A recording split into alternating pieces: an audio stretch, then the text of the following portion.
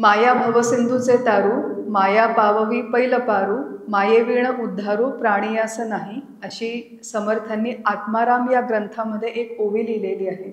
आत्माराम हा ग्रंथ समर्थांच्या प्रसिद्ध त्रिसूत्रीपैकी एक मानला जातो. आत्माराम, दासबोध आणि मनाचे श्लोक. या आत्माराम ग्रंथामध्ये माया निरूपण नावाचं एक वेगळं स्वतंत्र प्रकरण आहे. त्या प्रकरणाच्या आधाराने आपण आजचा अभ्यास करणार आहोत. व्याप्ती खूप मोठी आहे. आपल्या वेळेच्या मर्यादेमध्ये शक्य आहे तेवढा विचार करू. माया भवसिंधूचे तारू, समर्थ म्हणतात. भव म्हणजे संसार, भवसिंधू म्हणजे संसार सागर. संसार हा शब्द निर्माण झाला, त्याच्यामध्ये सृ सर असा धातू आहे आणि सृ सर म्हणजे सरत जाणे, पुढे जाणे. संसाराचं हे स्वरूप आहे की तो सतत पुढे पुढे जातो, पुढे पुढे सरतो.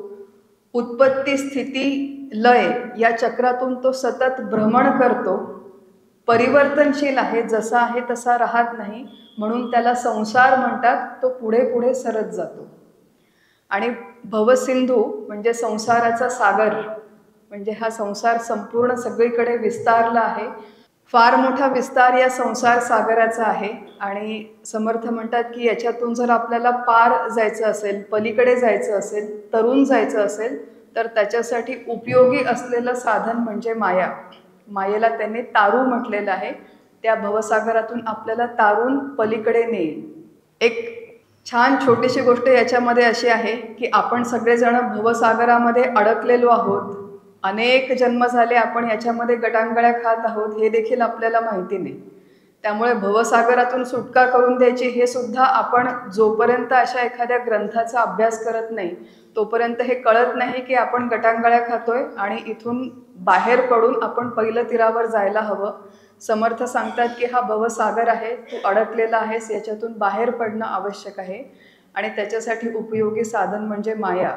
या मायेचा अभ्यास सुरू करण्याच्या आधी आत्माराम ग्रंथातली पहिली ओवी आहे, तिचा थोडासा संदर्भ घेऊ आणि मग प्रत्यक्ष आजचा अभ्यास करू. ग्रंथाच्या सुरुवातीलाच समर्थांनी म्हटलेलं आहे की जयास लटिका आळ आला, जो माया गौरी पासूनी झाला, झालाची नाही तया अरूपाला रूप कैसे. श्रीराम. जयास लटिका आळ, लटिका म्हणजे खोटा, आळ आपण म्हणतो एखाद्या व्यक्तीला की चोरी केली नाही तरी चोरीचा आळ आला त्याच्यावर.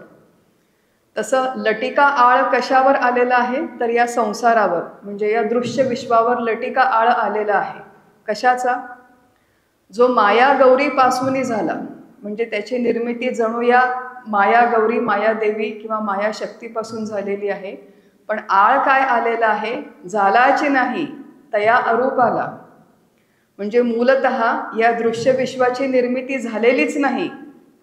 ब्रह्म नावाचं जे तत्व आहे, सगळ्यांना आठवतंय काल आपण हा विचार केला होता की ही सृष्टी निर्माण होण्याच्या आधी देखील ब्रह्म आहे, सृष्टी असताना देखील ब्रह्म आहे, सृष्टीचा विनाश झाल्यावर देखील ब्रह्म आहे. मध्ये ही जी सृष्टीची निर्मिती झाल्यासारखी वाटते ती मुळात झालेलीच नाही, असा वेदांत शास्त्राचा अंतिम सिद्धांत आहे. त्याला अजातवाद असं म्हणतात. काल आपण हा शब्द ऐकला होता, सगळ्यांच्या लक्षात आहे. अजात म्हणजे ज्याचा जन्मच झालेला नाही, तो जन्म जणू झाला आहे असा ज्याच्यावर खोटा आरोप केला, असं हे दृश्य विश्व जे आपल्या सगळ्यांना अत्यंत खरं वाटतं. खरं का बरं वाटतं? मुळात इथे म्हणतायत समर्थ की हे अरूप आहे, या विश्वाची निर्मिती झालीच नाही, ती झाल्यासारखी वाटते. आणि जे नाही पण झाल्यासारखं वाटतं, नाही पण असल्यासारखं वाटतं, त्याला आपल्या साध्या व्यवहाराच्या भाषेमध्ये भ्रम असं म्हणतात. संपूर्ण हे दृश्य विश्व भ्रमरूप आहे, हा एक आभास आहे. या दृश्य विश्वाचं स्वरूप काय आहे हे समजावून घेणं तुमच्या आमच्यासाठी आधी खूप आवश्यक आहे.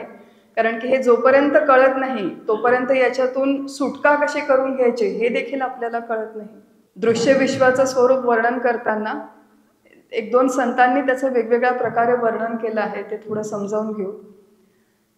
एक संस्कृतमधला श्लोक आहे, दासबोधामध्ये याचा रेफरन्स समर्थांनी घेतलेला आहे. मूळ कुठला श्लोक आहे ते आता मला या क्षणी आठवत नाहीये, पण दासबोधामध्ये समर्थ म्हणतात, संस्कृत श्लोक आहे, भ्रमेण अहम, भ्रमेण अहम म्हणजे मी स्वतः भ्रमरूप आहे, भ्रमेण त्वम तू सुद्धा भ्रमरूप आहे, भ्रमेण उपासका जनाहा उपासना करणारे हे सगळे लोक देखील भ्रमरूप आहेत.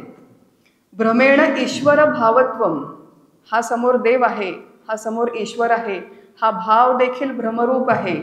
भ्रममूलम इदम जगत, म्हणजे हे जे संपूर्ण दृश्य विश्व आहे त्याचं मूळ या भ्रमामध्ये आहे, या आभासामध्ये आहे. मग मी, तू, उपासना, उपासक, देव, हे जे सगळे भाव आहेत, हा जो सगळा भेद आहे, हा मूलतः भ्रमरूप आहे असं समर्थ वर्णन करतात. आणि नाथ भागवतामध्ये अजून एक ओवी येते की नाथ महाराज त्याच्यामध्ये म्हणतात, कोलिताचे नि भ्रमभासे, भ्रमण बळे ते चक्र दिसे. कोलित सगळ्यांना माहिती आहे, मशाल ज्याला आपण म्हणतो, पेटलेली मशाल. ती पेटलेली मशाल हातात घेऊन जर गोल गोल फिरवली तर त्याचं एक चक्र तयार होतं, अग्नीचं वर्तुळ तयार होतं. पण अग्नीच्या वर्तुळाचं स्वरूप काय आहे? क्षणा दिसे क्षणा नासे, तैसा हा संसारो. नाथ महाराज म्हणतात की वर्तुळ आहे असं वाटेपर्यंत ते गायब झालेलं असतं. क्षणा असे क्षणा नासे, तैसा हा संसारो. समर्थ म्हणतात की हे सगळं भ्रमरूप आहे. नाथ महाराज म्हणतात की हे त्या मशालीच्या चक्रासारखं आहे. असा हा जो आभास, अशी ही जी दृश्य सृष्टी आहे, तिचं मूळ स्वरूप समजावून घेणं आपल्यासाठी याच्यासाठी आवश्यक आहे की आपला जेव्हापासून जन्म झाला तेव्हापासून आत्तापर्यंत जी काही वर्ष आपण जीवन जगलो त्याच्यामध्ये फार मोठी आपल्या वेळेची, ऊर्जेची, भावनांची, बुद्धीची गुंतवणूक आपण या दृश्य विश्वामध्ये करून ठेवलेली आहे. करायला हवी का नको? करायला हवी. दृश्य विश्वामध्येच आपल्याला व्यवहार करायचा आहे, पण गुंतवणूक न करता व्यवहार कसा करता येईल त्याच्यासाठी हे सगळं मायेचं निरूपण चालू आहे. गोष्ट बघूया. एक फ्रेंच ऑथरने लिहिलेली, एका फ्रेंच लेखकाने फ्रेंच न्यूजपेपरमध्ये लिहिलेली कथा आहे, प्रसिद्ध कथा आहे. तिचं नाव आहे डायमंड नेकलेस. अनेक लोकांनी ऐकली असेल, वाचली असेल कदाचित. नवीन लोक आहेत म्हणून एकदा परत सांगूया. एक गरीब महिला आहे, फ्रान्समधलं सेटिंग आहे. खूप गरीब महिला आहे आणि एखादी सामान्य जशी स्त्री असते तशा तिच्या देखील भावना, आकांक्षा आहेत. तिचं लग्न होतं ते देखील एका गरीब कारकून कुठल्या माणसाशी होतं. जेमतेम पगार मिळतो, जेमतेम 2 वेळेस जेवायला मिळतं, अशी परिस्थिती आहे. आणि आजूबाजूच्या मैत्रिणींना बघते, छान BMW कार आहे, मोठं घर आहे, आयफोन आहे. आपल्याकडे काहीच नाही असं त्या महिलेला सारखं वाटत असतं. हौशी मौजी सारख्या अपूर्ण राहतात, दाबल्या जातात. एक दिवस त्या नवऱ्याला कळत असतं, नवरा देखील प्रेमळ असतो, समजूतदार असतो, पण पैसे नाहीत. पैशाचं सोंग कुठून आणणार माणूस?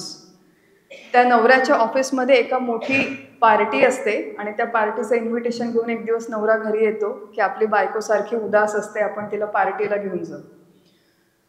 पण तो चल पार्टीला जाऊ. ही उदासच. ती म्हणे पार्टीला जायचं पण माझ्याकडे कपडे नाहीत घालायला. मग कुठून तरी जुळवाजुळव करतात, एक छान ड्रेस आणतात. मग ती छान ड्रेस घालते, तरी चेहरा उदास आहे. आता काय झालं? अहो एवढा छान ड्रेस आहे पण याच्यावरती घालायला काही दागिनेच नाही माझ्याकडे. बरं मग आता दागिन्यांसाठी पैसे कुठून आणायचे? तर नवरा म्हणतो ते आपल्या मोठ्या सरांच्या मिसेस आहेत ना, मोठ्या बाई, त्यांच्याकडे तू जा, त्यांच्याकडे खूप दागिने आहेत. एका दिवशीचा प्रश्न आहे, तू त्यांच्याकडून उधार घेऊन ये. मोठ्या बाईंच्याकडे जाते ही महिला. ती एवढे मोठे सगळे दागिन्यांचे सेट समोर ठेवते, जी मालकीणबाई, मोठी बाई असते ती. आणि या गरीब स्त्रीला त्याच्यातलं एक डायमंड नेकलेस खूप आवडतं. चमचम करणारं सुंदर नेकलेस आहे, तिला दिसतं पण छान. अंगावरती परिधान करते, पार्टीला जाते, पार्टी सगळी होते आणि घरी येता येता घाईघाईत गडबडीत येताना ते डायमंड नेकलेस पडतं. घरी आल्यावर दोघांच्या लक्षात येतं की अरे डायमंड नेकलेस पडून गेलं. आणि दोघंही जण खूप चिंताक्रांत होतात. प्रामाणिक लोक असतात की आपण कोणाचा उधार घेतला, आता परत कसं करायचं. बघतात तर ह्याची किंमत आहे काय 40,000 फ्रँक त्या काळच्या किमतीप्रमाणे. मग दोघं जण अनेक ठिकाणी फिरतात, खूप ठिकाणाहून पैसे लोन घेतात, उधार घेतात, कशीबशी जुळवाजुळव करतात आणि त्या जुन्या नेकलेस सारखंच एक नवीन नेकलेस विकत घेऊन त्या मोठ्या मालकिणीला परत करतात. नेकलेस परत दिलं, पण आता एवढं मोठं 40,000 फ्रँकचं कर्ज होऊन बसलं. हा कारकून माणूस ते फेडणार कसं? आणि पुढचे 15 वर्ष हे दोघंही पती पत्नी सकाळपासून रात्रीपर्यंत जे मिळेल, जसं मिळेल, जेवढं मिळेल ते सतत घाण्याला जुंपलेल्या बैलासारखं काम करतात. दिवस रात्र खस्ता खातात, खायला प्यायला नाही, झोपायला वेळ नाही, कृश अत्यंत तब्येत होते. जवळपास 10-15 वर्षांनी असा एक प्रसंग येतो की या गरीब महिलेला ती श्रीमंत महिला परत भेटते आणि म्हणते, काय किती वर्षांनी भेटले वगैरे, कशी आहेस, चर्चा होते. आणि तेव्हा ती गरीब महिला तिला म्हणते की मला ना एक कबुली द्यायची. आणि मग ती सांगते की मला तेव्हा तुम्हाला सांगायचं धाडस झालं नाही, पण तुमचं ते जे डायमंड नेकलेस होतं ते माझ्याकडून हरवलं आणि म्हणून आम्ही तुम्हाला नवीन डायमंड नेकलेस घेऊन परत दिलं. मग ती म्हणते, तू काय मला खरं खरं डायमंड नेकलेस घेऊन परत दिलं? ती म्हणते, हो, आम्ही आता त्याच्यासाठी एवढं मोठं कर्ज घेतलं, मागचे 15 वर्ष झाले कर्ज फेडतोय. आणि मग ते श्रीमंत महिला म्हणते, अगं तू माझ्याशी बोलायचं तरी असतंस, ते जे डायमंड होते, ते जे हिरे होते, ते काही खरे नव्हते, ते खोटं नेकलेस होतं. जेमतेम 500 फ्रँक त्याची किंमत होती आणि त्याच्यासाठी तू ते कर्ज घेतलं आणि आपल्या आयुष्याची 15 वर्ष तू त्याच्यामागे एवढा खस्ता खाल्ल्या. खोट्या हिऱ्यांसाठी, खोट्या डायमंडसाठी तू एवढी मेहनत केली. 15 वर्ष आयुष्याची झाल्यावर जो प्रकाश डोक्यामध्ये पडला, तसा आपल्या आयुष्याची 70-90 वर्ष झाल्यावर आपल्या डोक्यामध्ये प्रकाश पडतो की ज्याच्यासाठी आपण एवढ्या खस्ता खाल्ल्या, ज्याच्या मागे आपण एवढी धावपळ केली, जे मिळवावं, ज्याच्यामध्ये सुख आहे असं आपल्याला वाटतं, ते सगळ्या गोष्टी म्हणजे ते डायमंड नेकलेस सारखे आहेत, खोट्या आहेत. समर्थांना हे आपली मानसिकता माहिती आहे आणि त्याच्यामुळे 70-90 वर्ष वाट बघायची आवश्यकता नाही. आत्मारामाचा अभ्यास केला तर लगेच कळू शकेल की या दृश्य विश्वाचं स्वरूप जणू माया आहे आणि या मायेची निवृत्ती कशी करायची याच्यासाठी समर्थांनी वेगवेगळ्या प्रकारे ते माया तत्व या प्रकरणामध्ये आपल्याला समजावून सांगितलेलं आहे. सुरुवातीला ते मायेची पूर्ण व्याप्ती सांगतात की ह्या विश्वामध्ये कुठे कुठे माया व्यापून आहे. काल आपल्याला तुषारदादांनी इथे सांगितलं होतं की you should always know the nature of your enemy. शत्रू कसा आहे, कुठे आहे, त्या शत्रूचं स्वरूप काय आहे, त्याच्याकडे कुठले वेपन्स आहेत, हे आपल्याला माहिती पाहिजे. वॉर स्ट्रॅटेजी आहे.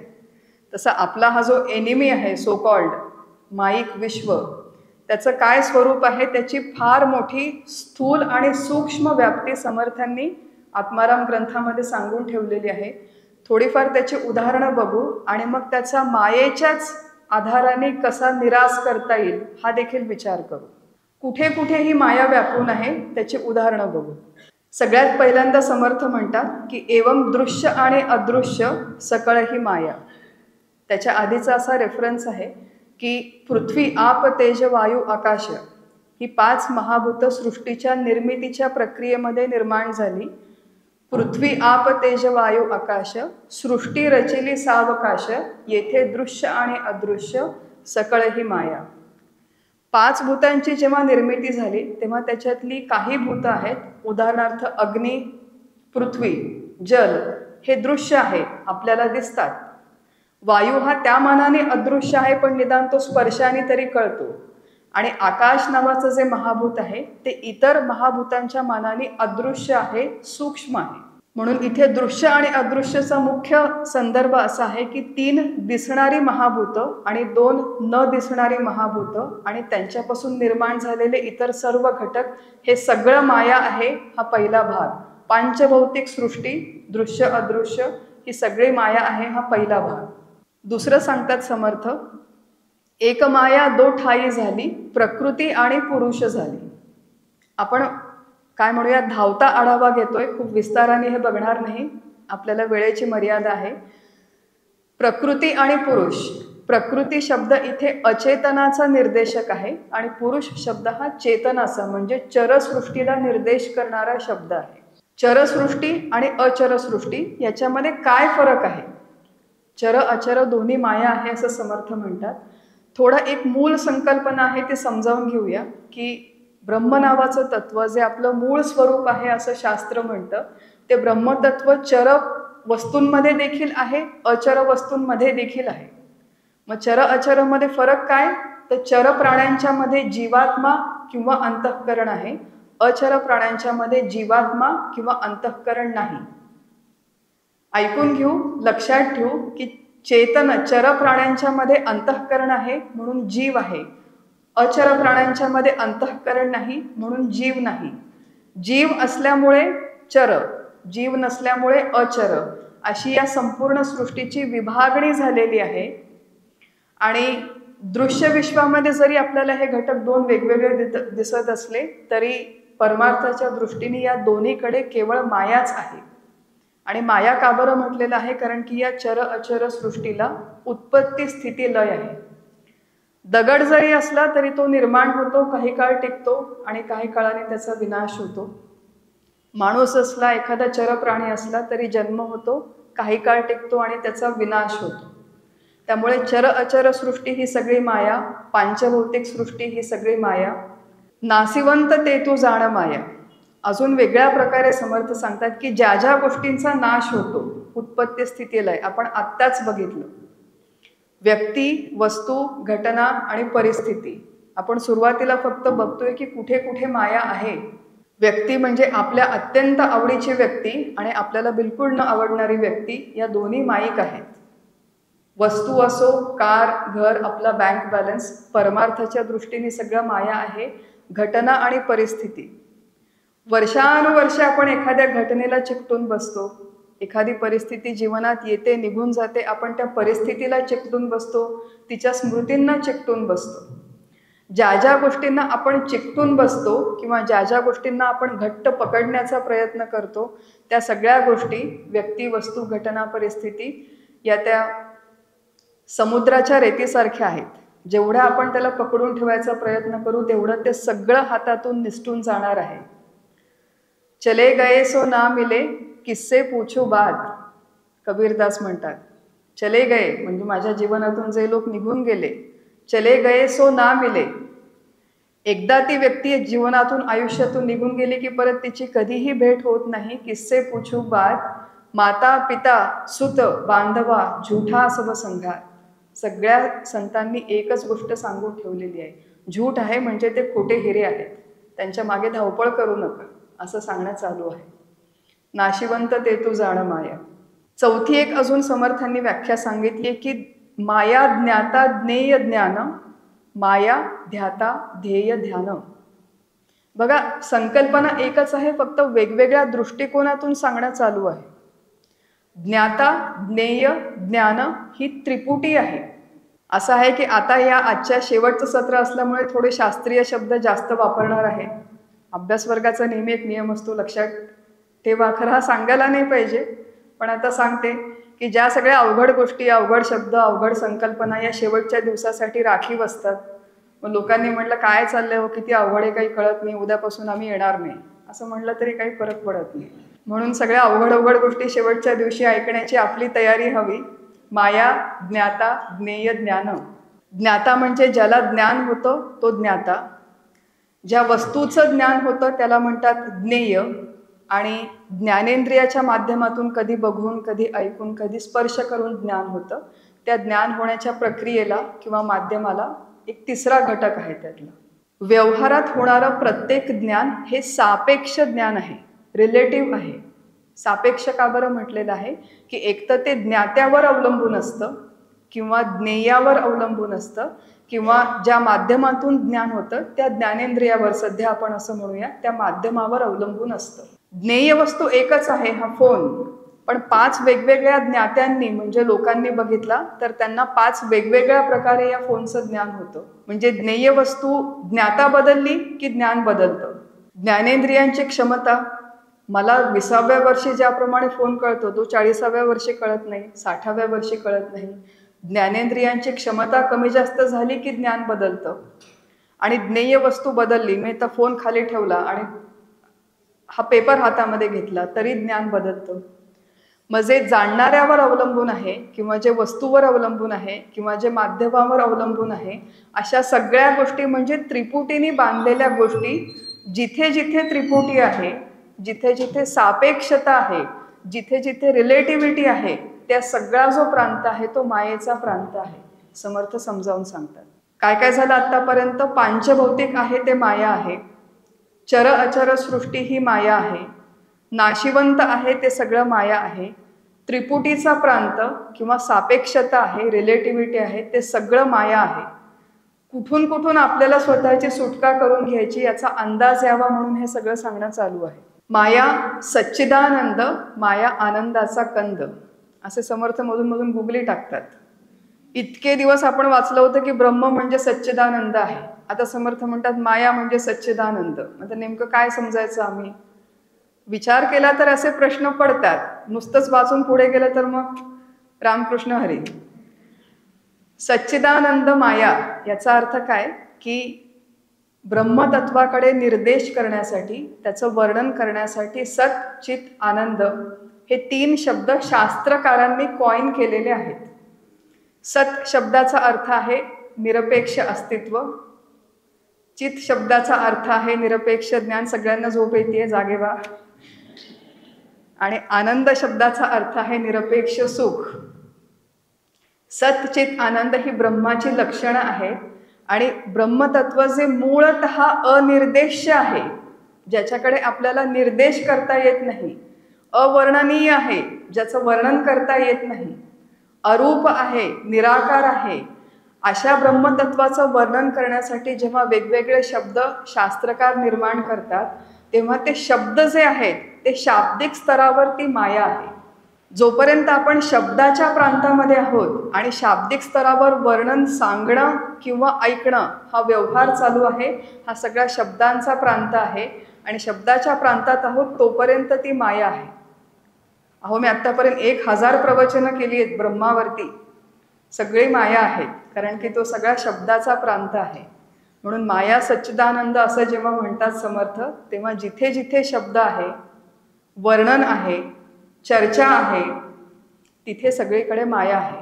मग आपण आपल्या जीवनाचा किती वेळ चर्चेमध्ये घालवावं हे ज्याचं त्याने ठरवावं. जेवढा वेळ आपली वाणी चालू तेवढा वेळ आपण मायेच्या प्रांतात आहोत, हे लक्षात ठेवायचं. रूप आणि अरूप सकळ ही माया. 5वी 6वी कुठली व्याख्या चालू आहे ती, रूप आणि अरूप. आता परत ही दुसरी गुगली आहे विचार केला तर, कारण की ब्रह्मतत्वाचं वर्णन इतक्या वेळ कसं होतं की हे तत्व अरूप आहे, निराकार आहे. मग आता समर्थ काय म्हणतात की जे रूप आहे आणि जे अरूप आहे ती परत माया आहे. मग याची संगती कशी लावायची? असं आहे की समर्थांचे सारखे संत जेव्हा एखादं वर्णन करतात ते आपल्या मानवी बुद्धीचा, म्हणजे सामान्य मानवी बुद्धीचा स्तर लक्षात घेऊन हे सगळं वर्णन चालू आहे. आपल्या सगळ्यांना दैनंदिन जीवनात जी प्रतीती आहे ती केवळ रूपाची आहे. मग आपल्याला ही खुर्ची, टेबल, हा माईक, पाणी, तांब्या, भांड ह्या सगळ्या गोष्टी रूपवान आहेत, त्याला आकार आहे, त्याला अवयव आहेत, म्हणून आपल्याला त्या दिसतात आणि प्रतीतीला येतात. म्हणून रूपवान सगळ्या गोष्टी माया आहेतच, पण रूपवान जे नाही ते देखील माया आहे. अरूप हा शब्द शास्त्रकारांना का वापरावा लागला? कारण की आपल्याला रूपाची सवय आहे म्हणून अरूप हा शब्द वापरला. खरं तर ब्रह्मतत्व हे अरूप सुद्धा नाही, कारण की रूप नावाची संकल्पना तिथे अस्तित्वातच नाही. म्हणून ब्रह्माच्या बाजूने विचार केला तर रूप, अरूप, व्यक्त, अव्यक्त हे सगळे शब्द निरर्थक आहेत. परंतु आपल्याला रूप या संकल्पनेची सवय आहे म्हणून सांगतात की तुला रूपाच्या माध्यमातून जे जे काही प्रतीतीला येतं ते, आणि काही गोष्टी अशा आहेत ज्यांना स्थूल रूप नाही, त्या अरूप संकल्पना आहेत. उदाहरणार्थ अव्यक्त नावाचं एक तत्व. आता या सगळ्या असं आहे की जे जे शब्द आता कळणार नाहीत ते लिहून घ्यायचे. होमवर्क, गृहपाठ म्हणून आपल्याला आपल्या मार्गदर्शकांनी पहिल्याच सत्रात सांगितलं होतं की हे शब्द लिहून घ्यायचे आणि हे जाणून घ्यायचा, अभ्यास वर्गाच्या नंतर प्रयत्न करायचा. संपूर्ण सृष्टीचा जेव्हा प्रलय होतो तेव्हा ही सगळी जीवसृष्टी बीज रूपाने अव्यक्त नावाच्या तत्वामध्ये राहते, अशी आपल्या शास्त्राची मांडणी आहे. संपूर्ण सृष्टीचा प्रलय झाला की नंतर मग ते जे अव्यक्त नावाचं तत्व आहे ते डोळ्यांनी दिसत नाही, पण ते अव्यक्त तत्व सुद्धा मायाच आहे असं इथे सांगणं चालू आहे. किंवा स्वर्ग नावाची संकल्पना. आपण कोणी बघितलाय का स्वर्ग? स्वर्ग बघून इथे येऊन कोणी बसलं असेल तर मग डेंजरस आहे थोडंसं. स्वर्ग नावाची संकल्पना ज्या दिसत नाहीत अशा संकल्पना काही शास्त्रामध्ये दिलेल्या आहेत, ज्यांचं रूप आकार आपल्याला माहिती नाही. या सगळ्या गोष्टी मायेचा प्रांत आहे. ही व्याप्ती सांगणं चालू आहे सगळी मायेची. जीव, शिव आणि ईश्वर तोही मायेचाची विस्तार. जीव, शिव आणि ईश्वर. बघा आता या खोलीमध्ये खूप मोठं आकाश आहे. इथे मी 3 वेगवेगळे घट म्हणजे माठ आणून ठेवले. एक सगळ्यात छोटा काळ्या रंगाचा माठ, मध्यम लाल आकाराचा माठ आणि त्याच्यापेक्षा मोठा पांढऱ्या रंगाचा असतो का माठ? गृहीत धरूया पांढऱ्या रंगाचा माठ. असे 3 वेगवेगळ्या आकाराचे आणि रंगाचे मी माठ आणून ठेवले आणि आता मी म्हटलं की हे जे आहे हे या लाल रंगाच्या माठातलं मठाकाश, हे काळ्या रंगाच्या माठातलं मठाकाश आणि हे पांढऱ्या रंगाच्या माठातलं मठाकाश, 3 मठाकाश वेगवेगळे आहेत असं मी म्हटलं. हे जे 3 माठ आहेत हे त्या मूळ व्यापक आकाशामध्ये निर्माण झालेल्या उपाधी आहेत असं शास्त्रामध्ये म्हटलं जातं. उपाधी शब्दाचा थोडक्यात सोप्या भाषेत अर्थ असा आहे की जी मूळ तत्वाला मर्यादित करते किंवा संकुचित करते त्याला उपाधी असं म्हणतात. काकांनी त्याची फार छान व्याख्या केली आहे की जी असली तर बिघडत नाही आणि नसली तर नडत नाही. म्हणजे सगळेच्या सगळे माठ फुटले तर मूळ आकाशात काही फरक पडणार आहे का? बरं, माठ निर्माण झाल्यामुळे मूळ आकाशामध्ये काही भेद आणि किंवा छेद पडले का? नाही. मग आता इथे जे सगळे माठ बसलेले आहेत ते सगळेच्या सगळे फुटले तरी ब्रह्मतत्वामध्ये काहीही फरक पडणार नाही. हा विषय इथे सांगण्यात चालू आहे की हे जे सगळे देह आहेत हे माठरूपी देह आहेत, माठासारखे देह आहेत, उपाधी आहेत. जीव, शिव आणि ईश्वर या उपाधींनी जे जे काय काय निर्देश केलं जातं ती सगळी माया आहे. असे जोपर्यंत पंचभूत होती, लांब लांब होतो, पृथ्वी, आप, तेज, माया, तोपर्यंत सगळं छान होतं. आता जसं जसं जवळ येतं ना आपला देह म्हणजे माठ म्हणजे माया असं कळायला लागलं की खूप भीती वाटायला लागते. काय चालू आहे आता हे? समर्थ त्याच्याही पुढे जातात. माया मनास चाळक, माया बुद्धीस व्यापक. आपल्या मनाला चालना देणारी आणि आपल्या बुद्धीला व्यापणारी ही सुद्धा मायाच आहे. आता मनाला चालना देणारी म्हणजे मनाचं मूळ कार्य काय आहे? संकल्प विकल्प करणं. बुद्धीचं कार्य काय आहे? निश्चय निर्णय करणं. ज्या लोकांनी या संकल्पना आधी ऐकल्या असतील त्यांना हे परिचित शब्द आहेत. ज्यांच्यासाठी या संकल्पना नवीन आहेत त्यांनी ज्यांना माहिती आहेत त्यांच्याकडून समजावून घ्याव्यात. मन, बुद्धी, चित्त, अहंकार या सगळ्या गोष्टी मुळातून स्पष्ट असण्याची आवश्यकता आहे. मनामध्ये वेगवेगळे विचार निर्माण होतात. ते मनात निर्माण होणारे विचार, संकल्प, विकल्प, आठवणी, गमतीशीर गोष्ट आहे खूप सांगते कारण की फार सिरियस होतं. सिरियस झालं की लोकही सिरियस होतात. एक गाणं आहे, आपली प्रसिद्ध गायिका आहे आर्या आंबेकर. त्या आर्या आंबेकर सगळ्यांना माहिती आहे. त्या आर्या आंबेकरनी ज्ञानेश्वरीमधल्या ओव्या ज्या 18व्या अध्यायामध्ये येतात, ज्याच्यामध्ये आपल्या सगळ्यांच्या मूळ व्यापक स्वरूपाचं अतिशय सुंदर वर्णन ज्ञानेश्वर महाराजांनी केलेलं आहे. जाणे अजमी अजर, अक्षयमी अक्षर, अशा प्रकारचं ते वर्णन आहे की खरा मी कसा आहे. अज, अजर, अमर, अक्षर, व्यापक, अतिशय सुंदर वैभव संपन्न वर्णन आपलं स्वतःचं ज्ञानेश्वर महाराजांनी करून ठेवलंय. आणि त्या तितक्याच सुंदर रसाळ स्वरांमध्ये आर्याताई आंबेकर यांनी गायलेल्या ओव्या यूट्यूबवरती उपलब्ध आहेत. त्या एक दिवस ऐकत असताना आपण जेव्हा ओव्या ऐकतो तेव्हा यूट्यूबचा अल्गोरिदम सगळ्यांना माहिती आहे की रेकमेंडेड व्हिडिओज येतात. ते ऐकत असताना माझ्या त्या लिस्टमध्ये दुसरं एक गाणं आलं. त्या गाण्यामध्ये असं लिहिलं होतं, कितीदा नव्याने तुला आठवावे, डोळ्यातले पाणी नव्याने वहावे. आणि मग मी बघितलं की ज्ञानेश्वर महाराजांच्या ज्या ओव्या गायल्या त्यांना 50,000 व्ह्यूज होते. आणि कितीदा नव्याने तुला आठवावे आणि डोळ्यातले पाणी वहावे या गाण्याला 10 लाखपेक्षा जास्त व्ह्यूज होते. ॲज अ कन्झ्युमर आपण काय कन्झ्युम करतोय? म्हणजे जी व्यक्ती आपल्या जीवनातून निघून गेली तिला परत परत आठवायचं आणि जे अश्रू संपलेले आटलेले आहेत त्याला परत परत वहा म्हणून काहीतरी उद्योग करायचे. असं हे आपलं जे मानवी जीवन आहे, जे आपण मायेमध्ये गुंतून पडलेलो आहे रडापडीमध्ये, ते समर्थांना ते जीवन अजिबात मान्य नाही. कुठल्याही संतांना हे रडापडीचं जीवन मान्य नाही. त्याच्यातून सुटका करून घेण्यासाठी मनात येणाऱ्या आठवणी, जुन्या आठवणी, विचार, संकल्प, स्मृती, बुद्धीचे निर्णय, निश्चय, विचार, बुद्धीचं तेज वगैरे जे काय प्रकार आहेत या सगळ्या गोष्टी मायेचा प्रांत आहेत समर्थ सांगतात. अजून एक बघू आणि मग नंतर पुढे निरसनाकडे जाऊ. तुम्ही म्हणताय अर्धा तास झाला अजून यांची मायेची व्याप्तीच चालू आहे, निरास कधी सांगणार आहे असं वाटू शकेल. पण समर्थांनी एवढं वर्णन करून ठेवलेलं आहे एकदा कधीतरी आत्माराम ग्रंथ अवश्य उघडावा सगळ्यांनी आणि मनापासून या समासांचा, या ओव्यांचा अभ्यास करावा. माया देहास चालवी, माया शब्दास बोलवी, माया दृश्यास दाखवी चालवी.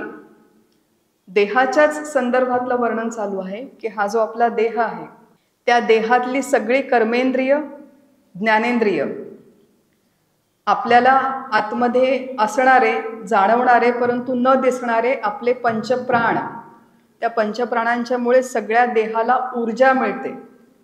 बघा, आपण जेव्हा देहाने हालचाल करतो, हाताने एखादी वस्तू उचलतो, देण्या घेण्याचा व्यवहार करतो, डोळ्यांनी बघतो, कानांनी ऐकतो, पायांनी चालतो, या सगळ्या क्रियांसाठी ऊर्जा शक्ती आवश्यक आहे. आणि ती ऊर्जा शक्ती जिथून मिळते त्याला प्राण असं म्हणतात. हे प्राणामुळे मिळणारी ऊर्जा, इंद्रियाच्या माध्यमातून होणारा सगळा व्यवहार हा पूर्णच्या पूर्ण मायेचा प्रांत आहे. इथे समर्थ समजावून सांगतायत. हे का समजावून सांगतायत? कारण की परत आपली गुंतवणूक कशामध्ये आहे? डोळ्यांच्या माध्यमातून जेव्हा आपण बघतो भलभलत्या गोष्टी, बघवत नाही हो आजकाल. काय हे कलियुगामध्ये जगाचं स्वरूप, असं बघवत नाही हो, ऐकवत नाही हो मध्ये आपलं सगळं जीवन निघून जातं. पण आपण ज्या माध्यमातून बघतोय आणि जे बघतोय त्या सगळ्या गोष्टी माईक आहे हे जर कळलं तर जे बघतोय, जे ऐकतोय त्याच्याबद्दल अनावश्यक भावनिक गुंतवणूक किंवा प्रतिक्रिया न देता त्याच्या बाबतीत आवश्यक तो व्यवहार करता येईल. काल आपल्याला तुषारदादांनी सांगितलं होतं की जेव्हा आर्मीमध्ये सगळे सैनिक लढायला जातात ते जर अशा भावनिक प्रतिक्रिया देत बसले तिथे, तर युद्धामध्ये बॉर्डरवरती जाऊन कसे लढतील आपल्यासाठी? बघवत नाही हो असं त्यांनी म्हटलं तर काय होईल आपलं? त्यामुळे व्यवहारामध्ये देखील एकदा हे सगळं समजावून घेतलं. हे विचार याच्यासाठी नाही आहेत की आपण निष्क्रिय व्हावं आणि सगळं सोडून द्यावा व्यवहार, याच्यासाठी हे चिंतन चालू नाही. एकदा या मायेची पूर्ण व्याप्ती कळली आणि आमच्या काकांनी एक खूप छान शब्द वापरलाय की या सगळ्या विचारांनी आपण स्वतःला इन्सुलेट करून घेतलं तर मग स्वतःला आयसोलेट न करता या जगामध्ये आपल्याला व्यवहार करता येईल. काका म्हणतात आयसोलेट करू नका, स्वतःला इन्सुलेट करा. आपण ज्या घरामध्ये राहतो, ज्या समाजामध्ये राहतो, राष्ट्रामध्ये राहतो, तिथे अनंत प्रकारच्या समस्या आहेत. प्रत्येकाने आपापल्या स्तरावर जाऊन त्या समस्यांच्या मध्ये काम करणं, योगदान देणं अपेक्षित आहे. व्यवहार करणं, व्यापार करणं, चरितार्थ चालवणं अपेक्षित आहे. पण आपण जेव्हा त्याच्यामध्ये गुंतून पडतो आणि तो व्यवहार व्यापार करतो तेव्हा त्याचा आपल्यालाही त्रास होतो आणि आपल्याला झालेल्या त्रासाचा लोकांनाही त्रास होतो.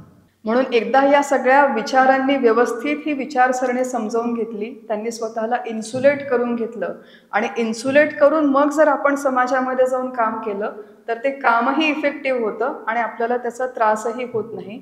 म्हणून ही सगळी मायेची व्याप्ती समजून घ्यायची की आपला देह ज्या माध्यमातून आपण कार्य करतो, ज्या माध्यमातून आपण ज्ञान ग्रहण करतो, तो देह, त्याच्या आतले बाहेरचे सगळे व्यापार आणि ज्या जगामध्ये आपण राहतो, व्यापार करतो, त्या जगातले सगळे व्यक्ती, वस्तू, घटना, परिस्थिती, छोटे मोठे दृश्य, अदृश्य विषय, जो जाणीवेचा प्रांत आहे ती सगळी माया आहे असं इथे समर्थ आपल्याला त्याची फार मोठी व्याप्ती समजावून सांगतात. मी कंडेन्स करून आता हे अर्ध्या तासामध्ये सांगितलेलं आहे. अजून समर्थांनी याच्यामध्ये बरेच विचार दिलेले आहेत. आता एवढी सगळी व्याप्ती समजली. आपला मूळ विषय काय की माया भवसिंधूचे तारू, याच्यातून आपल्याला पहिलं पार नेण्यासाठी कशा प्रकारे विचार करायचा, या सगळ्या माहितीचा आपण कशा प्रकारे उपयोग करून घ्यायचा आपल्या जीवनामध्ये, त्याच्या काही पुढे समर्थांनी विचार करण्याच्या प्रक्रिया दिलेल्या आहेत. समजावून घेऊ थोड्याशा. की समर्थ म्हणतात माईक मायेने जाणावे. निराश कसा करायचा या संदर्भात थोडा विचार करूया. ही सगळी माया आहे ती आपल्याला आधी जाणून घेणं आवश्यक आहे, कळणं आवश्यक आहे की हे सगळं माईक आहे. माईक म्हणजे काय? उत्पत्ती स्थिती लय आहे. म्हणजे सोप्या भाषेत हे कायम टिकणारं नाही. खरं तुम्ही म्हणाल याच्यासाठी आत्मारामाची काय गरज आहे हो? म्हणजे हे आपल्यालाही कळतं, कॉमन सेन्सच्या गोष्टी आहेत. की एक हा माझा फोन 5 वर्षांपूर्वी निर्माण झाला, 1-2 वर्ष अजून टिकेल, नंतर याचा नाश होईल. ज्या गोष्टींना जन्म आहे त्यांना मृत्यू आहे. जिथे जिथे उत्पत्ती आहे तिथे तिथे लय आहे. ही साधी आपण थोडंसं विचार केला, ऑब्झर्व केलं तर कॉमन सेन्सची गोष्ट आहे. पण common sense is very uncommon. हे समर्थांना माहिती आहे, म्हणून मग त्यांना हे समजावून सांगावं लागतं आपल्याला की माईक मायेने जाणावे, आधी हे सगळं जाणून घ्या. ही जी व्याप्ती आपण आज आत्ता इथे शब्दांच्या माध्यमातून समजावून घेतली, ही व्याप्ती जोपर्यंत कळत नाही तोपर्यंत त्याचा निराश आपल्याला करता येत नाही. आपण आता हा जो मायेची व्याप्ती जाणून घेण्याचा व्यवहार करतोय, जो प्रयत्न करतोय, तो प्रयत्न देखील मायेच्याच प्रांतातला आहे, कारण की हे शाब्दिक देवाणघेवाण सध्या चालू आहे. ज्या शास्त्रामध्ये मायेचं वर्णन केलं आहे ते शास्त्र देखील आपण बघितलं, शब्दांचा प्रांत सगळं माया आहे. शास्त्र देखील माया आहे. सगळे ग्रंथ, त्या ग्रंथांमधले शब्द, त्यांच्यावरचं लिखाण, त्यांच्यावरचं विवेचन, हा सगळा मायेचा प्रांत आहे. परंतु हा जो मायेचा प्रांत आहे याला सुसंवादी माया म्हणतात. एक माया ती आहे जी आपल्याला या सागरामध्ये, या बंधनांमध्ये अडकवते, आणि दुसरी माया आहे की आपल्याला ती याच्यातून सोडवते. शास्त्रामध्ये एक खूप छान दृष्टांत आलेला आहे. अनेक शास्त्रीय ग्रंथांमध्ये वेगवेगळ्या ठिकाणी आलेला दृष्टांत आहे की अशी कल्पना करा, दूर एक अंधारी खोली आहे आणि सगळीकडे मिट्ट काळोख पसरलेला आहे, आणि त्या खोलीमध्ये, त्या घरामध्ये 2 खिडक्या आहेत, आणि तिथे त्या खिडक्यातून फक्त 2 निळ्या रंगाचे प्रकाश बाहेर पडतायत. प्रकाश दूरवरून दिसतायत की 2 निळ्या रंगाचे प्रकाश आहेत. 2 माणसं उभी आहेत दूरवर आणि त्यांना दिसतंय की सगळीकडे काळोख आहे, फक्त हे 2 निळे प्रकाश. दोघांनाही वाटतं की इथे कुठलं तरी मूल्यवान रत्न असलं पाहिजे. मग एक माणूस एका प्रकाशाच्या दिशेने धावतो, दुसरा माणूस दुसऱ्या प्रकाशाच्या दिशेने धावतो. एकाला तिथे गेल्यावर कळतं की हे खरंच रत्न आहे, आणि दुसऱ्याला तिथे गेल्यावर कळतं की हे रत्न नाही, हा निळा प्रकाश म्हणजे निळा छोटासा बल्ब किंवा तत्सम काहीतरी आहे. तो प्रकाश नाही, प्रकाशाचा भ्रम आहे. ते रत्न नाही, तो रत्नाचा भ्रम आहे, तो मूलतः प्रकाश आहे, असं दुसऱ्या माणसाला कळतं. दुरून जेव्हा बघतात तेव्हा दोघांनाही भ्रम झालेला होता की निळं तिथे रत्न आहे म्हणून. पण एकाचा भ्रम हा सुसंवादी होता, तो त्याला रत्नाच्या दिशेने घेऊन गेला. दुसऱ्याचा भ्रम हा विसंवादी होता, तो रत्नाचं जणू रूप दाखवून त्याला वेगळ्याच दिशेने घेऊन गेला, बल्बच्या दिशेने घेऊन गेला. तसं आपल्याला इथे एक जी माया आहे ती आपल्याला मायेचं स्वरूप समजावून सांगते, आणि दुसरी जी माया आहे, दुसरी माया कुठली, म्हणजे जी टी व्हीमध्ये आहे, जी शॉपिंग मॉलमध्ये आहे, जी हॉटेलमध्ये आहे, जी रेस्टॉरंटमध्ये आहे, ती माया काय करते, ॲमेझॉनमध्ये आहे, फ्लिपकार्टमध्ये आहे, ती सगळी माया काय करते, आणि मुरगुडमध्ये, शिवगडमध्ये, सज्जनगडमध्ये आहे, ती माया काय करते, संवादी माया. हे 2 शब्द लक्षात ठेवायचे. ही देखील माया, ती देखील माया, संवादी माया, विसंवादी माया, माईक मायेने जाणावे. एक फार गमतीशीर एक वाक्य आहे, गमतीशीर नाही, खरं वाक्य सिरियस आहे, पण मी पहिल्यांदा ऐकलं तेव्हा मला खूप गंमत वाटली होती. आमचे सद्गुरू आहे डॉक्टर काका, त्यांनी समजावून सांगितलं होतं की आपल्या सगळ्यांना वाटतं की आपण बद्ध आहोत, पण ज्या बंधनामध्ये आपण बद्ध आहोत ते बंधन मुळात कसं आहे, काल्पनिक बंधन आहे. म्हणजे मी बद्ध आहे अशी मी कल्पना केली आहे, असं मी म्हणत नाही, असं शास्त्र म्हणतं की हे काल्पनिक बंधन आहे. काल्पनिक बंधन म्हणजे काय, की मी देह आहे अशी मी कल्पना केली, मूलतः मी ब्रह्मरूपच आहे. आज आत्ता या क्षणी मी मूलतः ब्रह्मरूपच आहे, हे मला माहिती नाही, आणि मी स्वतः मी देह या कल्पनेला घट्ट पकडून ठेवलेलं आहे. त्यामुळे बंधन काल्पनिक आहे. मग काल्पनिक बंधनातून स्वतःची काल्पनिक सोडवणूक करून घेण्यासाठी काल्पनिक साधना करून काल्पनिक मोक्ष साधकाने मिळवणे, याच्यासाठी हे सगळे आपले खटाटोप आणि प्रयास चालू आहेत. काय म्हटलं, कुणाच्या लक्षात आहे, जागे आहेत की सगळे. काल्पनिक बंधनातून काल्पनिक सुटका करून घेण्यासाठी काल्पनिक साधना करून, मग आता काल्पनिक गुरु, मग काल्पनिक गुरुमंत्र, मग काल्पनिक साधना, 12 वर्ष तपश्चर्या काल्पनिक करून काल्पनिक सुटका करून घ्यायची. याच्यासाठी आपण हा सगळा मायेचा प्रांत समजावून घेण्याचा प्रयत्न करतोय. माईक मायेने जाणावे, आधी हे सगळं समजावून घ्या. समजावून घेतल्याशिवाय पुढे प्रगती होणार नाही, वाटचाल होणार नाही, असं समर्थ सांगतायत.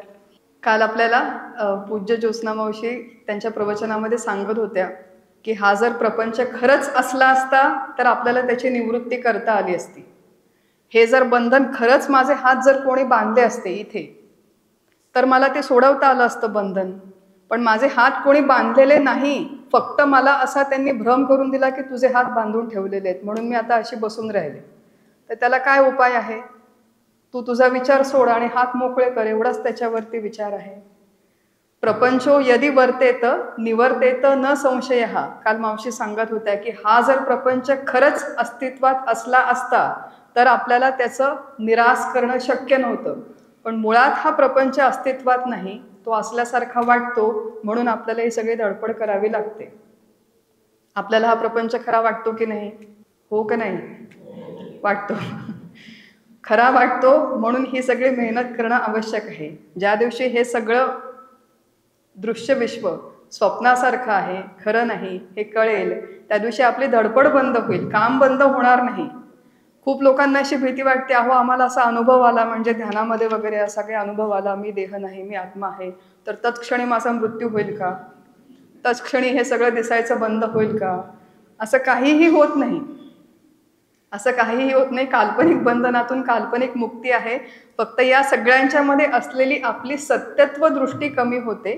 सत्यत्व दृष्टी कमी झाल्यामुळे आपल्याला जो काही त्रास होतो तो त्रास कमी होतो. आणि मग नंतर गोंदवलेकर महाराज म्हणतात, खेळा ऐसा प्रपंच मानावा, दिस चार खेळी मिळी, संतांनी आपल्या म्हटलेलं आहे. मग हे सगळं जीवन म्हणजे क्रीडा होते, आणि क्रीडा आहे अशा पद्धतीने जर आपण हा सगळा संसार केला तर आपल्याला त्याचा त्रास होत नाही. मायेचा निराश करण्यासाठी मायिक मायेने जाणावे, म्हणजे सुसंवादी मायेचा स्वीकार करा आणि याचं स्वरूप समजावून घ्या. हा पहिला भाग झाला. दुसरा भाग आहे, थोडे आता शेवटचे 15 मिनिट आहेत, त्यामुळे अजून शास्त्रीय शब्द उच्चारायला हरकत नाही असं मी गृहीत धरते स्वतःच. सकळही मायापरी नाथिली, स्वरूपी तो नाही राहिली, एवं आहे नाही हे बोली, ती माया जाणावी. म्हणतायत समर्थ की सकळही माया म्हणजे हे सर्व काही माया आहे असं म्हणावं लागलं. का म्हणावं लागलं? कारण की आपल्याला सगळ्यांना हे खरं वाटतं म्हणून असं म्हणावं लागलं, आपली समजूत घालण्यासाठी की हे सगळं दृश्य विश्व ब्रह्मरूप आहे. परी नाथिली, परंतु तसं खरं नाही, कारण की ही माया आणि हे जग मुळात अस्तित्वातच नाही. स्वरूपी तो नाही राहिली. आपण ब्रह्मतत्वाच्या पॉइंट ऑफ व्ह्यूने, खरं ब्रह्मतत्वाला पॉइंट ऑफ व्ह्यू नाहीये, पण आपण म्हणूया ब्रह्मतत्वाच्या बाजूने बघितलं तर ही माया, हे दृश्य विश्व, हा अभ्यासवर्ग, तुम्ही आम्ही इथे बसलेले, या कशाला अस्तित्वच नाही. पण ते आहे असं म्हणावं लागलं. मग समर्थ पुढे म्हणतात, एवं आहे नाही हे बोली, म्हणजे कधी म्हणता आहे कधी म्हणता नाही, ही जी बोली आहे सकळ ही माया, ही माया जाणावी. आपण समजून घेतोय, मायेला मायेनेच जाणून घेण्याचा प्रयत्न करतोय. मायेची काही शास्त्रीय लक्षणं दिलेली आहेत, त्याच्यापैकी एक लक्षण इथे समर्थ सांगतात. त्या लक्षणाचं नाव आहे सतासत विलक्षण अनिर्वचनीय मिथ्या. किती लोकांनी ऐकलेलं आहे? आधी बऱ्याच लोकांनी ऐकलेले. ज्यांनी ऐकलं नसेल त्यांच्यासाठी होमवर्क. थोडक्यात सांगते. सत शब्दाचा अर्थ आहे जे तीनही काळात आहे त्याला सत म्हणतात, जे तीनही काळात नाही त्याला असत म्हणतात. आणि विलक्षण म्हणजे आपण म्हणतो काय विलक्षण? कार्ट आहे. म्हणजे सामान्य जी मुलं आहे त्या मुलांच्या लक्षणाशी ते जुळत नाही, म्हणून आपण म्हणतो काय विलक्षण? कार्ट आहे. तसं सत विलक्षण म्हणजे जे सतच्या लक्षणांशी जुळत नाही त्याला म्हणतात सत विलक्षण. असत विलक्षण म्हणजे जे असतच्या लक्षणांशीही जुळत नाही त्याला म्हणतात असत विलक्षण. लक्षात येते सगळ्यांच्या? सत विलक्षण म्हणजे जे सतच्या लक्षणांशी जुळत नाही, असत विलक्षण म्हणजे जे असतच्या लक्षणांशी जुळत नाही. म्हणजे तीनही काळात आहे असंही नाही, तीनही काळात नाही असंही नाही. लक्षात येते? जे तीनही काळात आहे, भूतकाळ वर्तमान काळ भविष्यकाळ, तीनही काळात अखंड अबाधित आहे असंही नाही, तीनही काळात नाही असंही नाही, तरी जे असल्यासारखं वाटतं त्याला म्हणतात मिथ्या. अनिर्वचनीय म्हणजे आहे किंवा नाही असं निश्चितपणे ज्याच्या बाबतीत बोलता येत नाही त्या सगळ्या घोटाळ्याला मिथ्या असं म्हणतात. सत विलक्षण, असत विलक्षण, अनिर्वचनीय, ज्याच्या बाबतीत निश्चितपणे आहे किंवा नाही असं सांगता येत नाही, त्या सगळ्या घोटाळ्याला मिथ्या असं म्हणतात. आणि हा सगळा घोटाळा त्याच्यामध्ये आपण आत्ता अडकून पडलेलो आहोत, गुंतून पडलेलो आहोत. मग समर्थ इथे सांगतात की एकदा जर आपल्याला कळलं की आपल्या आजूबाजूच्या सगळ्या व्यक्ती, वस्तू, घटना, परिस्थिती, आजूबाजूच्या व्यक्ती आहेत तोपर्यंत सगळं ठीक आहे, पण माझा स्वतःचा देह हा देखील तीनही काळात आहे असं आहे का? तीनही काळात आहे असं आहे का? तीनही काळात नाही असं आहे का? कारण की आत्ता तो प्रतीतीला येतोय. मग माझा स्वतःचा देह सुद्धा सत्विलक्षण, असत्विलक्षण, अनिर्वचनीय आहे का नाही नेमकं सांगता येत नाही, म्हणून तो मिथ्या आहे. मग एवढं सगळं समजून त्याचा उपयोग काय करायचा की या सगळ्या मिथ्या गोष्टींच्या मधली जे आहेत का नाही नक्की माहिती नाही, त्याच्यामधली आपली गुंतवणूक कमी करायची. सुरुवातीला आपण काय बघितलं होतं की आपला वेळ, आपली ऊर्जा, आपली बुद्धी, आपल्या भावना या सगळ्यात जास्त कशामध्ये कुठे गुंतून पडलेल्या आहेत? माझा देह, माझा प्रपंच, माझा घर, माझा मुलगा, अशा सगळ्या गोष्टींमध्ये जी आपली गुंतवणूक झालेली आहे त्या आहेत किंवा नाही हे काही निश्चितपणे सांगता येत नाही. म्हणून त्याच्यामध्ये आवश्यक तेवढा व्यवहार करायचा आणि तेच आता पुढे समर्थ सांगणार आहेत आपल्याला. गुंतवणूक त्याच्यातली काढून घेतल्याने व्यवहारामध्ये काहीही बाधा होत नाही. मला काल कोणीतरी म्हणत होतं की आम्ही आहो या प्रवचनांच्या मध्ये फार गुंतून पडलोय म्हणून. म्हणजे काय झालं, आता प्रवचनांच्या मध्ये गुंतून पडणं हे सुरुवातीच्या काळात ठीक आहे, म्हणजे ती संवादी माया आहे. नाही आता काय होतं की आपण एकीकडून सुटलो आणि दुसरीकडून गुंतलो, म्हणजे शेवटी गुंताच गुंता जीवनात, असं असणं अपेक्षित नाही. सुरुवातीच्या काळात हे ठीक आहे. जो जो आपला साधक म्हणून क्रमविकास होईल तो पारमार्थिक गुंत्यामधून देखील आपली सोडवणूक हळूहळू झाली पाहिजे, ती आपण करून घेतली पाहिजे. म्हणून सतासत विलक्षण, अनिर्वचनीय मिथ्या मायेचं एक लक्षण आहे. अजून एक मायेचं लक्षण समर्थ सांगतात पुढच्या एका ओवीमध्ये. अरे मनासी जे जे अनुभविले ते ते माईक नाथिले, तितुके तुवा टाकिले पाहिजे स्वानुभवे. मनासी जे जे अनुभवले, मनाला तुझ्या आत्तापर्यंत जे जे अनुभव म्हणून आलेले आहेत आणि जे तुझ्या लक्षात आहेत, किती किती गोष्टी आपल्या मनाने आत्तापर्यंत अनुभवल्या आणि किती किती गोष्टी आपण पकडून ठेवल्या आहेत. 20 वर्षांपूर्वी काय झालं, किती आपला कसा प्रपंच कसा गमतीशीर असतो बघा. माझी एक भगिनी मैत्रीण होती ओळखीची, त्यांच्या लग्नाच्या वाढदिवसाला 25 वर्ष झाली. 25 वर्ष झाल्यावर तिच्या पतींनी त्यांच्यासाठी 25 साड्या आणल्या. किती भाग्यवान असेल आधी विचार करा. 25 साड्या न सांगता पती घेऊन आले घरी. आता तरी आनंदी व्हावं की नाही. त्या 25 साड्या बघताना ती मला म्हणते, आता यांनी आणल्या 25 साड्या, पण आमच्या लग्नाच्या पहिल्या वाढदिवसाच्या दिवशी, काय पहिला वर्षाचा वाढदिवस होता, तेव्हा त्यांच्या लक्षात सुद्धा नव्हतं राहिलं. तेव्हा त्यांना मला आठवण करून द्यावी लागली, अहो आपल्या लग्नाचा वाढदिवस आहे म्हणून. आता 25 वर्षांपूर्वी जो होऊन गेला वाढदिवस, तो किती वर्ष धरून बसायचा. तेव्हा जी गिफ्ट दिली किंवा नाही दिली, आता तुला मिळाल्या ना 25 साड्या, ते नाही, तेव्हा नाही मिळाल्यानं ते धरून बसायचं. हा जो काही आपल्या मनाचा स्वभाव आहे, मनासी जे जे अनुभवे, मनासी जे जे अनुभवले ते ते माईक नाथले. म्हणजे खरं तर आत्ता झालेला आनंद सुद्धा माईकच आहे, तेव्हा झालेलं दुःख सुद्धा माईकच होतं. पण त्या सगळ्या गोष्टी आपण पकडून ठेवतो त्या समुद्राच्या वाळूसारख्या. तितुके तुवा टाकेले पाहिजे स्वानुभवे. या सगळ्या गोष्टी तू टाकून दे स्व अनुभवाने. आता टाकून दे म्हणजे साड्या टाकून द्यायच्या म्हणजे किती मोठं महासंकट आहे. साड्या टाकू नकोस, साड्यांच्या मधली तुझी गुंतवणूक टाकून दे, इथे समर्थ म्हणताय. शास्त्रामध्ये याच्यासाठी एक खूप छान शब्द आहे, लक्षात ठेवायचा. त्याला म्हणतात प्रतीती मात्र सत्तावान. व्यवहार करण्याच्या दृष्टीने खूप छान उपयोगी शब्द आहे आणि आमच्या सद्गुरू डॉक्टर काकांनी खूप छान समजावून सांगितलं आहे. प्रतीती, मनाला जेव्हा एखाद्या गोष्टीचा अनुभव येतो तेव्हा आपण म्हणतो मला प्रतीती आली. आता या क्षणी समोर हा फोन आहे, तर मला प्रतीती आली म्हणजे मला कळलं, मला जाणवलं, मला अनुभव आला. मी जर उठून दुसऱ्या खोलीमध्ये गेले आणि फोन माझ्या समोर नसेल तर मला या फोनची प्रतीती दुसऱ्या खोलीमध्ये जाऊन येणार नाही. जोपर्यंत एखादी वस्तू समोर असते किंवा ज्ञानेंद्रियांच्या कक्षेमध्ये असते तोपर्यंत आपल्याला त्याची प्रतीती येते. एक साधारण संकल्पना बघतो, याच्यामध्ये बरेच लेयर्स आहेत, आपण ढोबळमानाने ही संकल्पना बघतोय. जोपर्यंत एखादी वस्तू ज्ञानेंद्रियांच्या कक्षेमध्ये असते तोपर्यंत आपण मनाने ती जाणतो, मनाला त्याची प्रतीती येते. मग प्रतीती मात्र सत्तावान याचा अर्थ असा आहे की जोपर्यंत प्रतीती येते एखाद्या वस्तूची किंवा व्यक्तीची, तोपर्यंतच तिला अस्तित्व आहे, सत्ता आहे. ज्या क्षणी प्रतीती नाही त्या क्षणी त्या वस्तूला अस्तित्वच नाही, असं गृहीत धरून व्यवहार करायचा. असं गृहीत धरून व्यवहार केला तर व्यवहारात काहीही बाधा येत नाही, कारण की जोपर्यंत प्रतीती आहे तोपर्यंत आपण तिला सत्यत्व देतोय. आणि फार कठीण उदाहरण आमचे काका आम्हाला सांगतात की माझा एकुलता एक मुलगा प्रतीती मात्र सत्तावान आहे, असं काका आम्हाला समजावून सांगतात. एकुलता एक झालेला म्हणजे किती लाडका असेल तुम्ही विचार करा.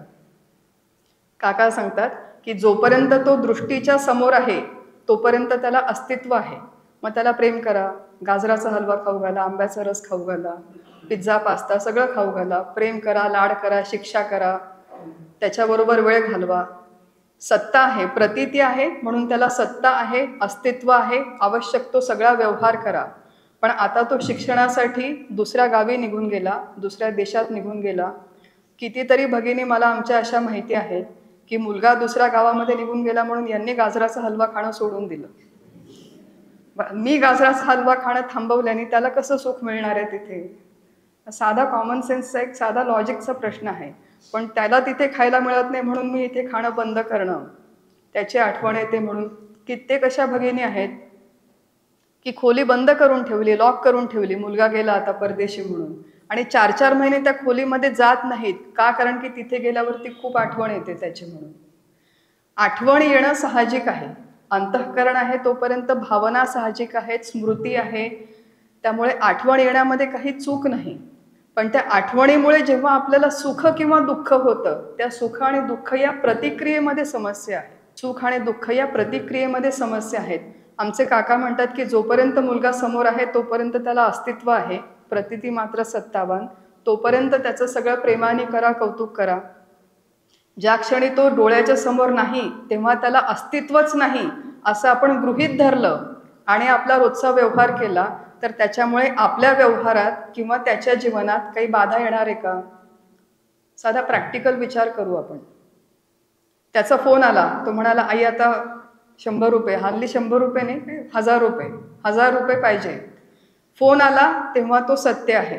आजारी पडला, औषधं हवी तेव्हा तो सत्य आहे. हट्ट केला, रडला तेव्हा तो सत्य आहे. घरी आला परत 2 महिने तेव्हा तो सत्य आहे. पण जेव्हा याच्यापैकी काहीच नाही, फोन नाही, ईमेल नाही, व्हॉट्सॲप नाही, संपर्क नाही, येणं जाणं नाही, तेवढ्या वेळापुरता तो अस्तित्वात नाही असं गृहीत धरून जर मी माझा व्यवहार केला तर त्याच्यामुळे मी वाईट आई आहे असा त्याचा अर्थ होईल का? आपला विचार करावा की व्यक्ती किंवा वस्तू जोपर्यंत समोर आहे तोपर्यंतच त्याला सत्यत्व आहे, आणि जेव्हा आपल्याला त्याचा अनुभव नाही तेव्हा त्याला सत्यत्व नाही. असा व्यवहार अगदी 100% नाही तरी बऱ्याच अंशी बऱ्याच प्रमाणात आपल्याला करता येतो. आणि अशा प्रकारे मायेचं स्वरूप जर आपण हळूहळू समजावून घेतलं तर त्या मायेच्या कचाट्यातून आपली सुटका होण्यासाठी मदत होऊ शकते. 2 लक्षणं आपण बघितली, सतासत विलक्षण, अनिर्वचनीय मिथ्या हे पहिलं लक्षण, प्रतीती मात्र सत्तावान हे दुसरं लक्षण. अजून एक वेगळी संकल्पना बघू थोडीशी आणि मग थांबू, 2-3 मिनिट आहेत शेवटचे. समर्थ म्हणतात की मायेकरिता देव भक्त, मायेकरिता ज्ञाते विरक्त. देव आणि भक्त ही जी संकल्पना आहे ती सुद्धा मायेच्याच प्रांतातली आहे. म्हणजे नेमकं काय? देव ही जी संकल्पना आपल्या शास्त्रामध्ये सांगितली आहे, आपला खरा देव कोण आहे असं जर आपल्याला आपल्या पुढच्या पिढीने विचारलं तर आपल्याला उत्तर माहिती आहे का? एका शब्दात मला सांग की आई देव म्हणजे कोण आहे, तर मी सांगते राम आणि त्याचे बाबा सांगतात कृष्ण. मग खरा देव कोण आहे? राम खरा आहे का कृष्ण खरा आहे? आली समस्या. आपल्यालाच आपला खरा देव माहिती नाही कोण आहे ते. शास्त्रामध्ये सांगितलेलं आहे की खरं देव नावाचं तत्व निर्गुण आणि निराकार आहे. त्याला शास्त्रीय भाषेमध्ये सत चित आनंद असं म्हणतात. आपल्याला जर कोणी विचारलं तर निदान आपल्यापुरतं माहिती हवं की सच्चिदानंद या शब्दांनी ज्याचं वर्णन केलं जातं ते निर्गुण निराकार परमात्म तत्व हा आपला खरा देव आहे. त्याचं स्वरूप समर्थांनी सांगून ठेवलंय की तुटेना फुटेना कदा देव राणा. तो देव कधीही तुटत नाही, कधीही फुटत नाही. मग काय तुटतं? देवाच्या मूर्ती प्रतिमा यांचा भंग होतो. पण ज्या मूर्तींचा आणि प्रतिमांचा भंग होतो तो खरा देव नाही. मूर्तीमध्ये देव आहे, पण मूर्तीपुरता आपला देव मर्यादित नाही. प्रतिमेमध्ये देव आहे, पण प्रतिमेपुरता आपला देव मर्यादित नाही. मग खरा देव आहे सच्चिदानंद, आणि भक्त म्हणून जी संकल्पना आहे तीही समर्थांनी सांगून ठेवली आहे की विभक्त नव्हे तो भक्त. म्हणजे या सच्चिदानंद रूपापासून जो विभक्त म्हणजे वेगळा नाही तो खरा भक्त आहे. मग आपण सगळे कोण आहोत? आपण सगळे मी सच्चिदानंद रूप आहे असं आपल्याला वाटतं का? कोणाला वाटत नसेल तर आपण समर्थांच्या दृष्टीने, शास्त्राच्या दृष्टीने आपण उपासक आहोत आणि भक्त होण्याचा प्रयत्न करत आहोत. म्हणजे मी आणि हा परमात्मा आम्ही एकरूप आहोत या अनुभवासाठी आपण प्रयत्न करीत आहोत. आत्ता सध्या आपण सगळे उपासक म्हणून घ्यायला आपल्याला स्वतःला हरकत नाही. मग जोपर्यंत आपण उपासनेच्या प्रांतात आहोत तोपर्यंत आपल्याला देव वेगळा आणि मी वेगळी, आणि मी काहीतरी कृती केल्याच्या नंतर मला देवाची प्राप्ती होईल असं मला वाटतं. म्हणजे मी अमुक एका तीर्थक्षेत्री गेले की नंतर देवाची प्राप्ती होईल, म्हणजे स्थळ बदललं की देव कदाचित दिसेल, अजून 12 वर्ष तपश्चर्या केली की त्याच्यानंतर मला देव भेटेल, म्हणजे काळ गेल्याच्या नंतर देव भेटेल. अशा वेगवेगळ्या संकल्पना, परिस्थिती बदलली की देव असेल, तर काहीतरी केल्याच्या, कुठेतरी गेल्याच्या नंतर जो भेटतो तो खरा देव नाही. खरा देव आणि मी एकरूपच आहोत. ठाईच बैसोली करा एक चित्त, आवडी अनंत आळवावा, असं तुकाराम महाराजांनी सांगितलेलं आहे. न जावे लागे वनांतरा, सुखे येतो घरा नारायण. एका जागी बसून जर एकाग्र चित्ताने साधना करायला शिकलो तर तो देव आणि मी आपण एकरूप आहोत हा बसल्या जागी अनुभव येऊ शकतो. परंतु हा अनुभव येण्याच्या आधीचा हा जो सगळा प्रांत आहे ज्याच्यामध्ये मी उपासक आहे, कुठली तरी उपासना करतो आणि तो देव आहे, त्याला समजून घेण्याचा, त्याच्याशी एकरूप होण्याचा प्रयत्न करतो, हा सगळा मायेचा प्रांत आहे. माया निरसन या समासामध्ये अशा वेगवेगळ्या पद्धतीने समर्थांनी मायेची व्याप्ती सांगितलेली आहे आणि वेगवेगळ्या पद्धतीने त्या मायेचा निराश कसा करायचा, त्याच्यासाठी विचार कसा करायचा, या संदर्भात अनेक वेगवेगळे प्रकार सांगितलेले आहेत, मार्ग सांगितलेले आहेत. सगळ्यांचा त्याचा आपण विस्ताराने अभ्यास करू आणि आपल्या जीवनामध्ये सुद्धा ज्या मोहमायेच्या जाळ्यामध्ये आपण अडकून पडलेलो आहोत त्याचा निराश होऊन व्यावहारिक जगामध्ये आवश्यक तो व्यवहार आपल्याला करता यावा. पण तो व्यवहार करताना आयसोलेट न होता स्वतःला इन्सुलेट करून तो व्यवहार करता यावा, यासाठी आवश्यक ती दृष्टी आपल्याला भगवंत, समर्थ आणि सद्गुरू देवोत अशी आपण त्यांच्या चरणी प्रार्थना करू आणि आजचं आपलं हे चिंतन थांबवू. हरिओम तत्सत. श्रीराम.